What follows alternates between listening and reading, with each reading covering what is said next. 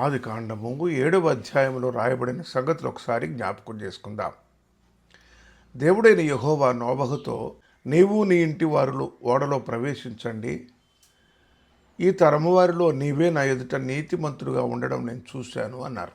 జీవముతో కాపాడబడినట్లు పక్షులలోనేమి, పశువులలోనేమి, ప్రాకు ప్రతి పురుగులోనేమి ఒక ఆడుది ఒక మగది ఓడలోకి వచ్చినట్లుగా దేవుడు ఆజ్ఞ ఇచ్చినారు.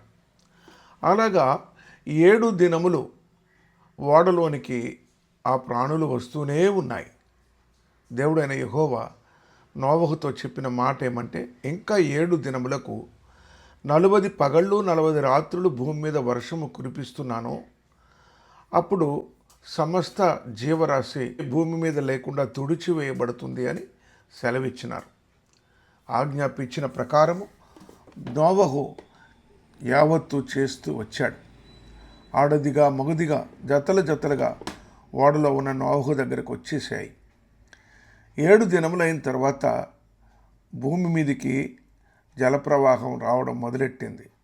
జంతువులు వస్తున్నాయి, మృగములు వస్తున్నాయి, పక్షులు, పిట్టలు, కీటకములు వస్తున్నాయి. కానీ ఏ మనిషి కూడా నోవహు దగ్గరికి వచ్చి వర్షమే లేదు, ఎండిన నేల మీద మరి ఓడ ఎందుకు చేశావు అని అడిగిన వారే లేరు.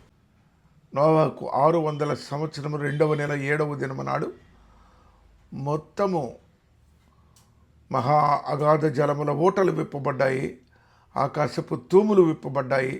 40 పగళ్ళు 40 రాత్రులు ప్రచండ వర్షం భూమి మీద కురిసింది. జీవాత్మ గల సమస్త శరీరంలో ఏది కూడా భూమి మీద మిగలకుండా తుడిసివేయబడ్డది. ఒక్క ఓడలోనికి వచ్చిన ప్రాణులు, నోవహు, అతని 3 కుమారులు, వారి 3 భార్యలు, అలాగే తన భార్య తప్ప ఎవరు భూమి మీద మిగలలేదు. దేవుడైన యెహోవాయే ఆ ఓడను వారిని లోపలికి రానిచ్చి ఆ ఓడ యొక్క తలుపు మూసివేసినాడు. అలాగే 40 దినములకు ఓడ నీళ్ల మీద నడవడం ఆరంభమైంది. పర్వతములన్నీ మునిగిపోయినాయి. భూమి మీద సంచరించు సమస్త శరీరులేమీ ఏది కూడా లేదు, అన్నీ తుడిచివేయబడ్డాయి. ఆ చొప్పున నీళ్లు 180 దినముల వరకు అలాగే ఉన్నాయి, ఇంకిపోలేదు. ఆ 180 దినములు ఓడ నీళ్ల మీద పయనిస్తూనే ఉంది.